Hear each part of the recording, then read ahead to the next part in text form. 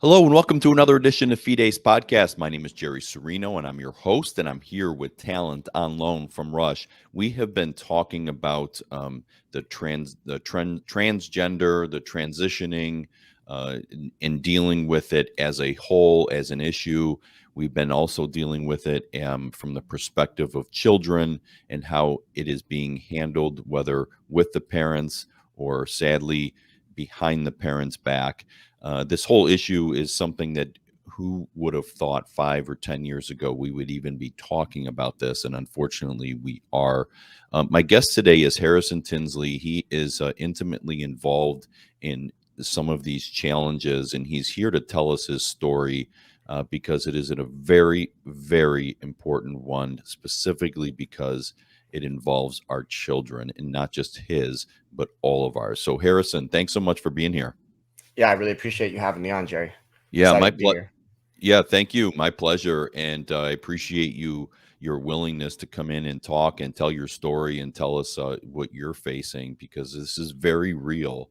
And as I said, 5 or 10 years ago, we would have you would have called someone crazy if they said that this would be going on today, but it is everywhere. So let's start with the very beginning. Let's explain your story, your situation, as it had unfolded with you in the beginning and regarding your child, and then we'll kind of talk about where it's been going and where you expect it to go and the like. So start from the beginning.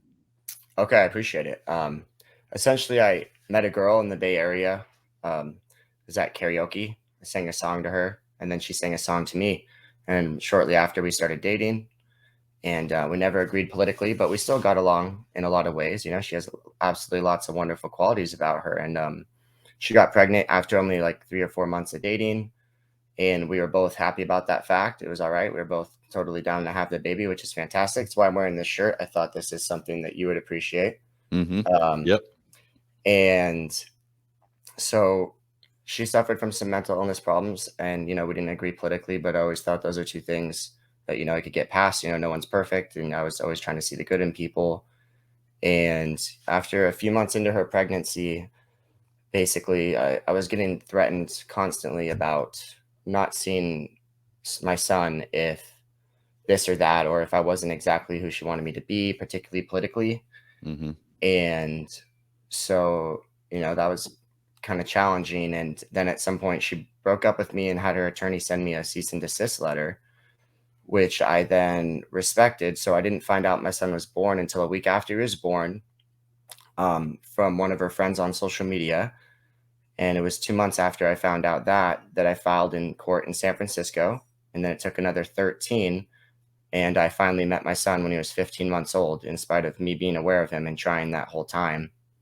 And that was the best day ever. I thought Yeah. that was much too long. And, COVID played into that, but Mm-hmm. it's still just a little ridiculous. But Yeah, let me ask you if I can just stop you right sure. there. I don't mean to interrupt, but when you say that your the mother of your child was, I guess, threatening you, that if you didn't either do or believe, give me an example or two of what it was she wanted you to think, feel, Sure. do, or whatever. What comes to mind as I remember a conversation, she's like, you say, like, I write songs. I have a song called Be Brave, and it's about being brave. And I talk about some of the lyrics are like, I'd rather stand for something. And she's like, um, tells me, well, why aren't you standing for something? Then why aren't you at like the women's rights march, to stand for something, and just trying to get me to stand for what she believes in as opposed to what I believe in. And I just remember that one specific example is what comes to mind. Okay.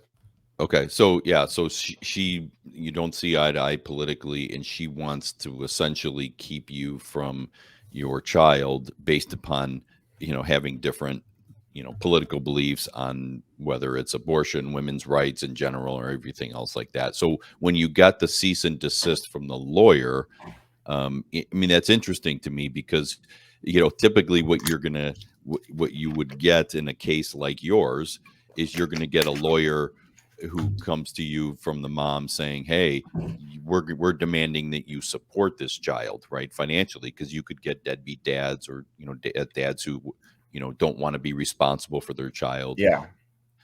Instead, you got a cease and what did the cease and desist essentially say? Well, so to your first point, I mean, basically, the cease and desist just said just to not contact her or her family, and that was it.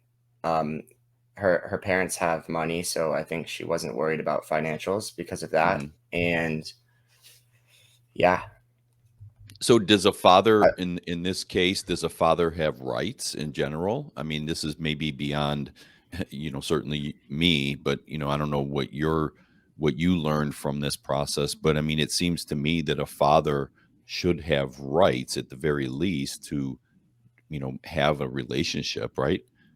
fathers have equal rights in California.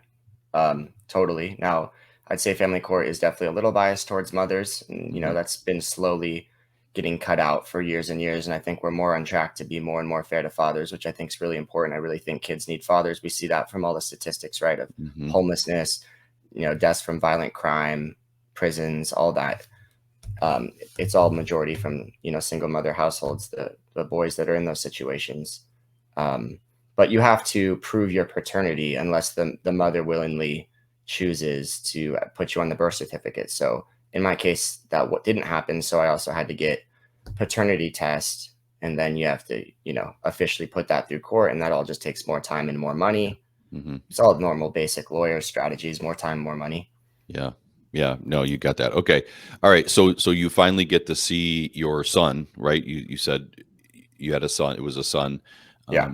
at what, 15 months old, you said. So then take us from there.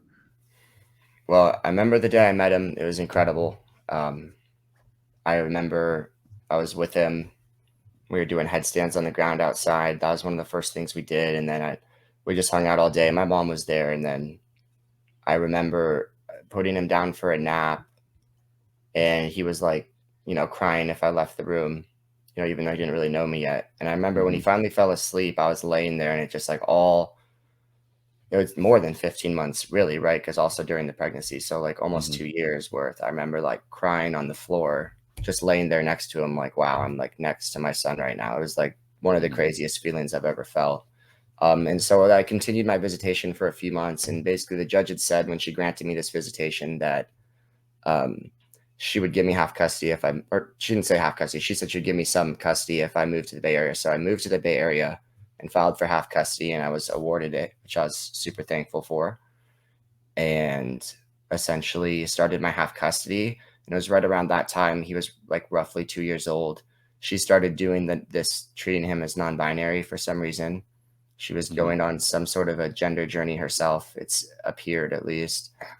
And I don't know if this has to do with her beliefs or something to get back at me or have to do with just because she's going through her own thing or what it is. I can't speak for her, but it was just interesting timing, that's for sure. And so that happened. And then there were safety concerns that arose involving my son. His mom was arrested and it involved him. And there was a lot of defamation of me on social media. And I was granted a restraining order.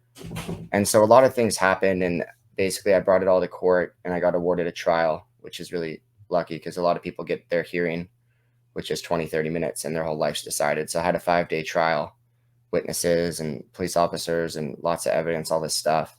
And I felt really good about it. I thought the trial was very one sided. I was really confident. I was like, okay, there's no way I'm not going to benefit in some way from this. Hmm. And 2 months after the trial, when we finally got the decision, they were like, oh, we're keeping custody the same. Your son has to continue to see the same doctor. It's a doctor who's okay with treating kids as non-binary and like transitions kids at like 12 or 13, she said. And I don't know. It was really crazy. And so after that, I decided, okay, I'm appealing this, and I'm gonna tell everyone how I believe how unfair, we'll say, family court can be in California, because I thought that I had such overwhelming evidence that it was insane to make the ruling that they did. Yeah. So when you said that there was a restraining order, this was against the mother, correct? Yes. In regards to you. So So you filed the restraining order against her. You said that there was and you may not be able to talk about some of this stuff, which is fine. You said that there were some domestic issues. Police were involved, and that was what the police were called to what her home, or she was involved. Is that what happened? She ended up getting off on the charges, but it's San Francisco and family court's a lower burden of proof than criminal. So I didn't personally think that mattered that much with the amount of evidence because we subpoenaed all the body cam footage and 911 calls, etc. And she had been arrested for child endangerment and placed on 5150 while my son was there. She had defamed me to the police during that, and lots of stuff. And the restraining order was mainly based on defamation of me there and on social media and harassment of me. Okay, gotcha. And that was Okay, a temporary one, which was not granted fully after the trial, which was another thing that was the most surprising thing of all of it, because the temporary restraining order had been violated, and we proved that beyond a reasonable doubt. yeah, okay. And so, okay, so ultimately, the court just was it a jury court, or how does that No, work? just a It's just judge. It's a a bench judge. trial. Yeah, Okay, so they keep the custody the same, and so now you have, what was your custody status at that 50-50 point? legal and, 50. physical, and it still is. Okay, great. So you have Yeah. that 50-50. You could see your son in maintain a relationship with him. Okay, so then proceed from there. So essentially, I decided I'm going to appeal this decision. So I didn't feel that it was the correct one based on the facts and evidence and case law. And so that's what I did. And I, I reached out to some places, and I'm really thankful the Daily Wire wanted to take my story, and they did, and they broke it. And Matt Walsh, tweeted it and stuff. And I'm extremely grateful for that. And then lots of people donated to help me because I was also out of money um, Hmm. from attorneys. And I've been extremely blessed, and people have been donating and sending me prayers and good thoughts. And then after that, I just started speaking up as much as I can. I've been doing lots of interviews, going to the Capitol in California to protest anti-parent bills, and I've just been overwhelmed by meeting like the most amazing, kind, supportive people that I'm just so happy to be a part of circles of people like you and Annabella and Our Duty and Freedom Angels and Mom Army, Dad Army, all these great people that I've met. Yeah. Okay, so I mean, let's just recap this for a second for people, because this is just so it makes you angry. Here you are, you have a child with a girl. You don't run away. You don't try to file some court documents. You know, eliminating your personal responsibility for the child. Right, you're doing the right thing. You want to be involved. You're there to support. The court it's costing you money, time, effort, time away from your son and the like. And, that's in and of itself a challenge. But now you also then have your son being maybe, and this is where you can continue and clarify, Yeah. being treated as non binary. Um, is he transitioning? Is she encouraging that? What transpired with that? Is he, how old is he now? He's 3.5, and thankfully, no, it hasn't worked at all whatsoever. The court declined to rule on gender, even though showed a lot of that evidence. That wasn't our main thing. Obviously, our other safety concerns were higher. But yeah, so essentially, if you ask my son Sawyer, he'll tell you he's a boy through and through. He's proud to be a boy. He's extremely boyish in every single aspect and way. He loves being a little boy, Hmm. and he's roughhouse and rambunctious, and he'll tell you he's a boy. If you hint at him being a girl or give him too girly of a toy, he'll scream at you. I'm a boy, not a girl. He'll yell and get mad. So it's not working at all. It's really sad to, want someone that you love more than anything to not be happy with who they are. I want him to be happy with who he is, Yeah. which is a boy. And he is happy being a boy. He absolutely loves it. He doesn't mind playing in the mud and wrestling me, and just like he's the most boyish of all of his friends too. Like he's just such a boy. It's really sad to think that someone would want to take that from him because he loves it so much. So how is And he then? Oh, I'm sorry. How is he being treated from the non-binary standpoint by his mom and or her family? I mean, are they talking to him about what gender he is, or letting him decide that kind of thing, or is there anything yeah, going on there? well, to be fair, I don't know what happens there, right? But from what Hmm. he tells me, um, he'll tell me, mommy says like sometimes people can be boys and girls or things like that, but he doesn't believe it. Like he'll express to me things like he told me a story one time you've probably heard, and she took him to Disneyland, and I know that's true because she told me, and he told me a couple months later randomly. We were just eating dinner, I think, and he's like, "Dada, when we went to Disneyland, I couldn't go on the rides unless I wore princess shoes." And I was just like, "What?" Like, and he's like, "Yeah, mommy wouldn't let me go on the rides unless I wore my princess shoes, and I didn't want to wear princess shoes. I wanted to wear Mickey Mouse shoes." And and I talked to him, and I told him, that's obviously heartbreaking to hear that, Hmm. to coerce someone in Disneyland to go on rides if they don't dress the way you want them to. But it was clear that it hurt his feelings, and that he doesn't believe that, and he'd rather wear his Mickey Mouse shoes, his boy shoes. So Yeah. I think he knows he's a boy. Um, I don't think it matters how much nonsense anyone puts in his head. I think he's a strong-minded rebel like me, and he's never going to give in to that. Hmm. Well, and thank God for that, because, Yeah. as I'm sitting here, looking at your situation and your story, knowing that this is happening all throughout the country, maybe not in the parental situation. Maybe the parents are married and they're both encouraging this kind of thing. Some kids may not be as well. First of all, some kids may not have the dad like you that is supporting them, and also may not be that as strong-willed as your son, because kids are very fluid in the sense of they want to make their parents happy. They're obviously children. They don't know up from down, in a sense, and they're easily influenced. You often wonder how many other children are in the same boat, but they're actually going along with it. I mean, have you learned about Oh yeah. cases like this throughout your journey? Yeah. So I'm in contact now with Jeff Younger, who's the famous dad out of Texas, where the mom is trying to trans one of the twin boys, Mhm. as well as Adam Vina, who lost custody for texting his ex girlfriend a bunch of times. My son's not a girl. Don't put him in dresses. I'm involved with these people now, and I have gone to the Capitol with them, and I've spoken to them, and you're right. It is affecting a lot of kids. Not even that it's gonna, like, it already is. Mhm.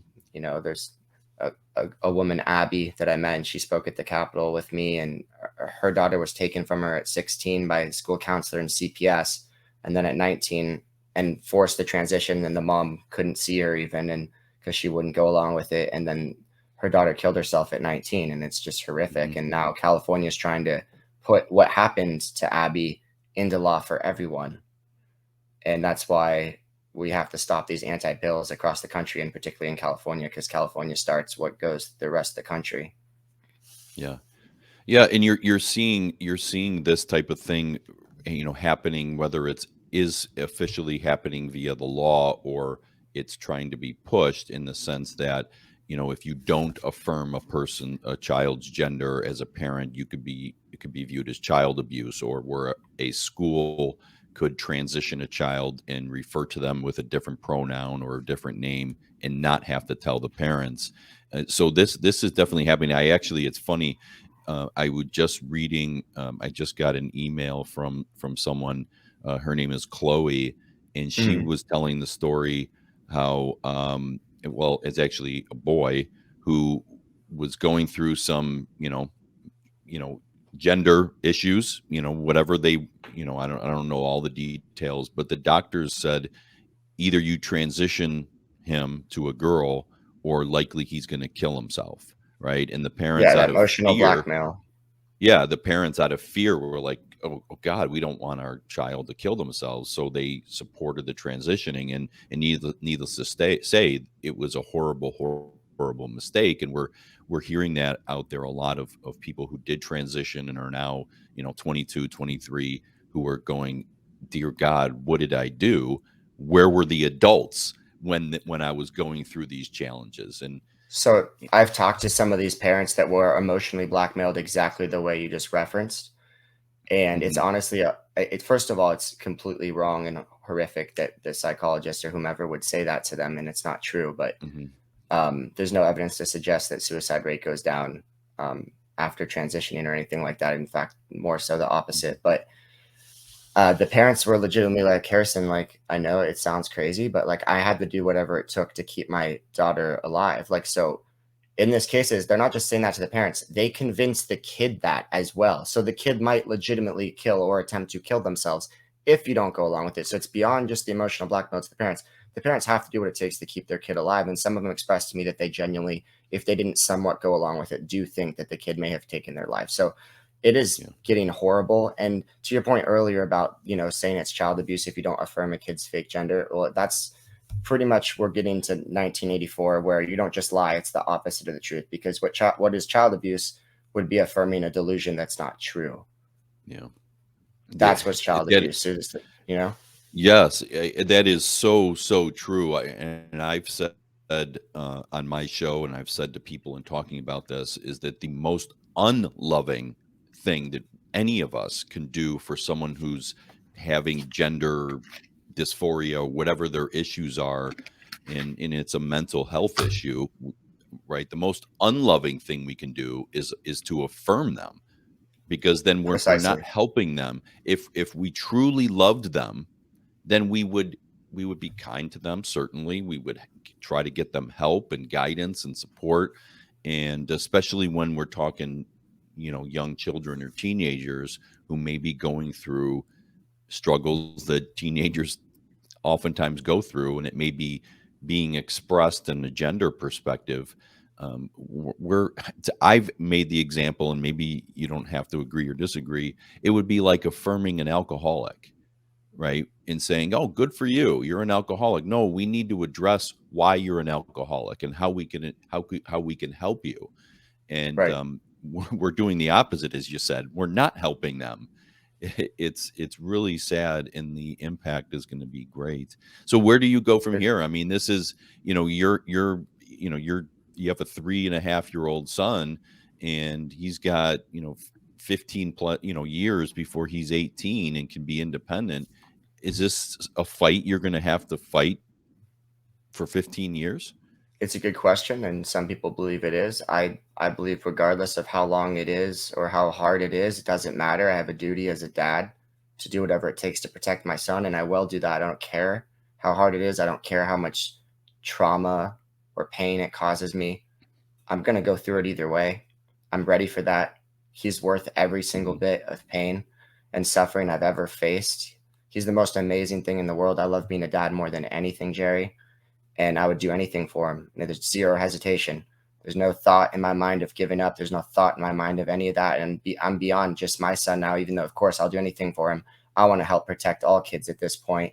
And, about the affirming thing, not being loving, like, is it loving to let your kid eat candy for breakfast and lunch and dinner? Because that's what they would Mhm. want. Mhm. Is it affirming to let them play video games all day? Is that actually kind and loving? Is it kind and loving if your daughter thinks she's anorexic to tell her she's fat and be like, yeah, don't eat dinner when you see Mhm. your daughter's tiny? Like, that's so horrible and we would never even consider it. But yet for this one particular circumstance, for some reason, we're pretending it's okay. And it's not, and everyone knows it's not okay. And I live in the Bay Area in California, and I don't even know a single Democrat who thinks this is okay. People are just too scared to speak out. And that's why we need people like you and me that are brave enough to speak out, because that's what it takes is courage. Yeah, wow, man. You're mature and wise beyond your years. And I don't quite know how old you are. I don't need to ask unless you want to reveal. But you're on the younger side, at least compared to me anymore. I just turned 48. You're very wise, very brave, and being extremely responsible in a very difficult situation. There's no question about that. So man, I applaud you, admire you, and yeah, sadly, I think that I hope your fight ends soon and that you get what you need, but the fight in general is is long from being over. I'm Right, the left as I know it, whether it's on this issue, it's on abortion, whatever right. the case may be, they keep fighting, and they actually double down on their craziness. Sadly, that's my experience. Very sadly. So, wow, man, awesome. Harrison Tinsley, really great story. How can people, connect with you, or if they want to have you come and talk to a group that they're involved in, what's the best way to connect with you? I'm Harrison Tinsley on all social media. On Twitter, it's Harrison Tins. And my Give Send Go for attorney's fees is called Give Send Go Saving Sawyer. Um, and yeah, you can reach out to me on social media and I'd be happy to respond. I'm trying to do as many interviews as possible to bring awareness to my story, but as well as all these other parent stories like Abby and Adam and all these bills in California. And we just have to be courageous and speak up and we can end this.